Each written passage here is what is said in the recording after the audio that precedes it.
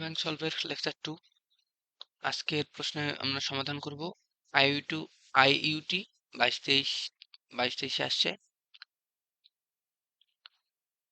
তো এই প্রশ্নে বলা হয়েছে a body was at rest, a force of 16 Newton act upon it for 5 seconds and stopped. After that the body traveled 52-meter distance in 6 seconds. What is the mass of the body? তো এই প্রশ্নটা সমাধান করার আগে আমাদের কনসেপ্টটা বুঝতে হবে। তো কনসেপ্ট কি? কনসেপ্ট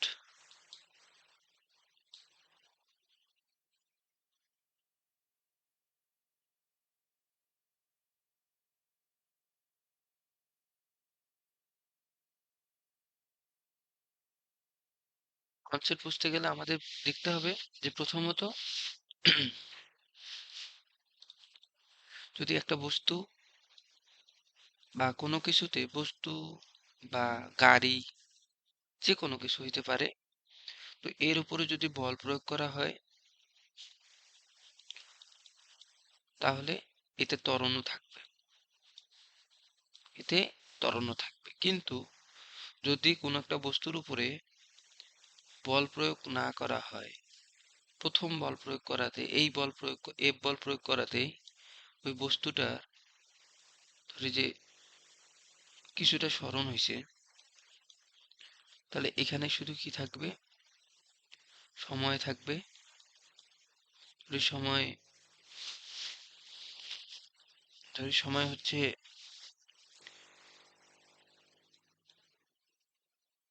m সেকেন্ড এবং দূরত্ব s is equal x metre. এরকম যদি কিছু হয়, তো প্রথম ক্ষেত্রে দেখা যাচ্ছে বল প্রয়োগ করা হয়েছে। তো বল প্রয়োগ করে এই ক্ষেত্রে আমাদের যদি দূরত্ব চাই, যে এই বস্তুটা প্রথম ক্ষেত্রে ধরে যে t2 is equal m dash metre এবং t1 is equal m metre, m second, দুঃখিত, m metre, m dash second আর এটা m সেকেন্ড। তো এই প্রথম ক্ষেত্রে একটা ডিস্টেন্স অতিক্রম করছে যখন বল প্রয়োগ করা হয়েছে s1, আর দ্বিতীয় ক্ষেত্রে একটা ডিস্টেন্স অতিক্রম করছে যেটাকে আমরা বলবো s2। যদি প্রশ্নে আমাদের বল যে টোটাল দূরত্ব অতিক্রান্ত দূরত্ব কত, তখন আমরা কিভাবে করব? তো টোটাল দূরত্ব s is equal s1 plus s2। এখন আমাদের যেটা খেয়াল রাখতে হবে যে s1 এর ক্ষেত্রে কিন্তু ত্বরণ আছে। ত্বরণ থাকলে কি আমরা ত্বরণের সূত্র ফেলবো? তো ত্বরণের সূত্র কি ইউটি প্লাস হাফ এটি স্কোয়ার, কিন্তু ইউ ইজ ইকুয়াল 0। বস্তুটা প্রথমে কি দাঁড়িয়েছিল বা স্থির অবস্থায় ছিল, বা গাড়িটা প্রথমে স্থির অবস্থায় ছিল, তাহলে কি ইউটি প্লাস হাফ এটি স্কোয়ার, এটা কি u1 প্লাস s2 কি s2 হবে এই দূরত্ব দেওয়া আছে, তাহলে আমরা কি জানি s2 ইজ ইকুয়াল কি জানি vt, তাহলে আমরা s2 ইজ ইকুয়াল vt2 লিখতে পারি। আর প্রশ্ন হচ্ছে এই ভিটা কি, কত হবে? কারণ এই বল প্রয়োগ করার ফলে বস্তুটা এখানে গেছে, তাহলে বস্তুটাকে ভি বেগ প্রাপ্ত হয়েছে।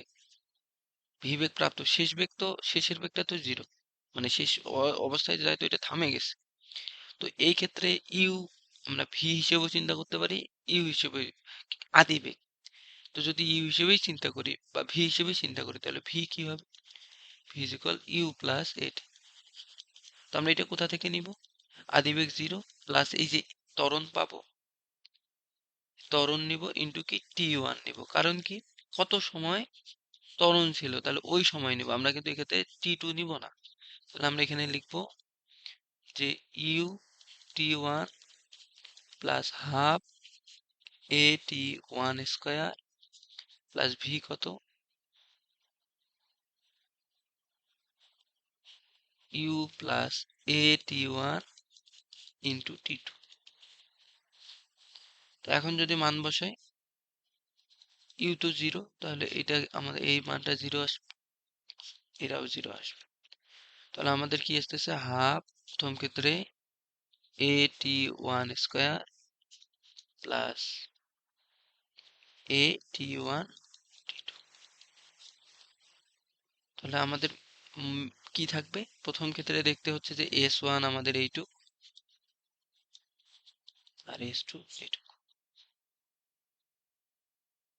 তো কনসেপ্ট বুঝলাম, এখন যদি ম্যাথ দেখি তাহলে খুব ভালো বুঝতে পারবো। ম্যাথ কি বলছে যে বডিটা এক্ষেত্রে যে 16 নিউটন কি করা হয়েছে, বল প্রয়োগ করা হয়েছে, 16 নিউটন বল প্রয়োগ করা হয়েছে কত সেকেন্ড যাবত? 5 সেকেন্ড যাবত।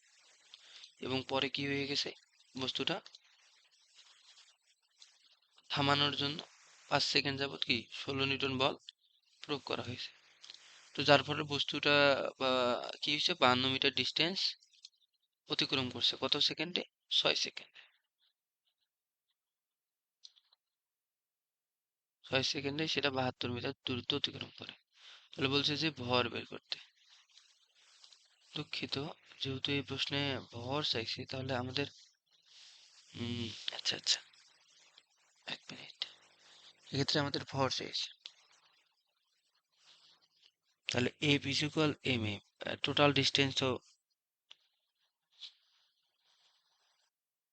তো আসলে প্রশ্ন কনসেপ্ট, এই কনসেপ্টটা হচ্ছে এই প্রশ্নের, আমাদের কনসেপ্ট অনুযায়ী আমাদের প্রশ্ন হচ্ছে এটা। আমরা যে কনসেপ্টটা করলাম, এই যে এই কনসেপ্ট, মোট দূরত্ব কত, তাহলে আমরা সেই অনুযায়ী এই প্রশ্নটা করবো, যেটা বুয়েট 12-13-তে আসছে, সিকের ওয়েট 22-23-এ এবং আইআইটি 14-15। তো এখানে কি বলছে যে 40 নিউটনের একটি বল 8 কেজি ভরের স্থির বস্তুর উপর ক্রিয়া করে। তাহলে 40 নিউটনের একটা বল 8 কেজি ভরের একটা বস্তুর উপর ক্রিয়া করে, 4 সেকেন্ড পরে বলের ক্রিয়া কি হয়ে যায়, বন্ধ হয়ে যায়। 4 সেকেন্ড পরে বলের ক্রিয়া বন্ধ হয়ে যায় এবং 9 সেকেন্ডে কি হয়েছে, অতিক্রান্ত দূরত্ব কত। তাহলে যদি আমরা বস্তুটা দেখি যে কি এর উপরে কি করা হয়েছে, যে প্রথমে বস্তুটার উপরে এফ বল প্রয়োগ করা হয়েছে, এর ভর কত, 8 কেজি।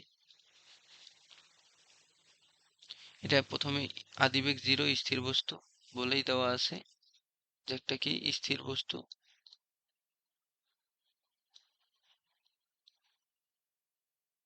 স্থির বস্তু, স্থির বস্তুর উপরে প্রয়োগ করা হয়েছে, তাহলে U0। এরপরে 4 সেকেন্ড যাবত এর উপর বলটা প্রয়োগ করা হয়েছে। তো বল প্রয়োগ করার পরে এ তো কিছুটা দূরত্ব অতিক্রম করছে, এইটা কি S1। তো T1 কত, 4 সেকেন্ড। পরবর্তীতে কি করা হয়েছে, 4 সেকেন্ড পরে বলটা কি বন্ধ করা হয়েছে। তাহলে এখানে ত্বরণ এফ বল প্রয়োগ করলে এ আছে, কিন্তু এরপরে কি বল ছিল না, তাহলে এই ক্ষেত্রে কি S2। তো S2 বের করতে হবে। তো এটা কি বস্তুটা,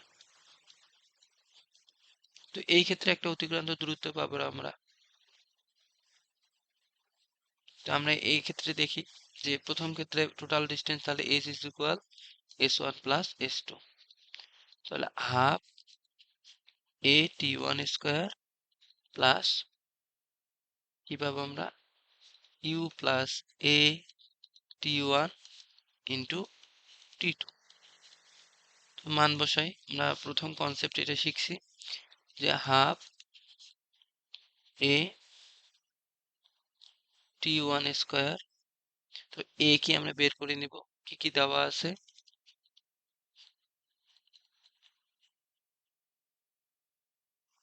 F is equal 40 Newton, M 8 KG, তাহলে এ হবে 5 নিউটন। তাহলে বেগ কত হবে, এ ইন্টু T1। আমরা T1 কেন ব্যবহার করব, কারণ ত্বরণ কোন সময় ছিল, প্রথম 4 সেকেন্ডে। তাহলে 5 ইন্টু 4, তাহলে 20 মিটার পার সেকেন্ড ভি। এবং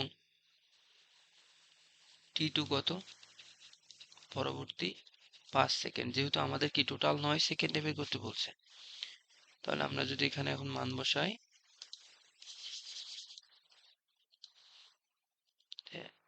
হাফ ইন্টু এ কত 5 into 4 square plus 0 plus 5 into 4 into 5। তো এখান থেকে 16, 80, 40 যোগ 100, টোটাল কত 140 মিটার। তাহলে টোটাল ডিস্টেন্স 140 মিটার। তাহলে কনসেপ্ট কি, যে যতক্ষণ বল থাকবে ততক্ষণ ত্বরণ থাকবে। তাহলে আমরা অবশ্যই এক্ষেত্রে কি করব, যে S equal U T plus half at square করবো, কারণ ত্বরণযুক্ত সূত্র ফেলবো। কিন্তু যখন ত্বরণযুক্ত সূত্র নাই তখন আমরা কি করব, ত্বরণ নাই তখন আমরা সমবেগের সূত্র এজ ইজ ইকুয়াল ভিটি করবো। এবং ভি তো লাগবে আমাদের, ওই জন্য ভি কি করবো, ইউ প্লাস এটি।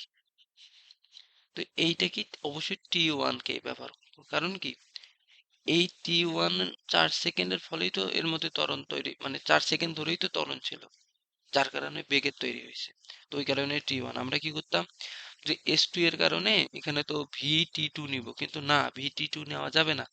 কারণ ভি টি টু যদি নেই তাহলে কি ত্বরণ পাবো না। টি টু তো আমরা পরবর্তী সময়, কিন্তু আমি ত্বরণটা নিব প্রথম সময় থেকে, তার মানে টি ওয়ান পাবো। তো এই হচ্ছে 2 নম্বর প্রশ্ন, 2 নম্বর প্রশ্নের সমাধান।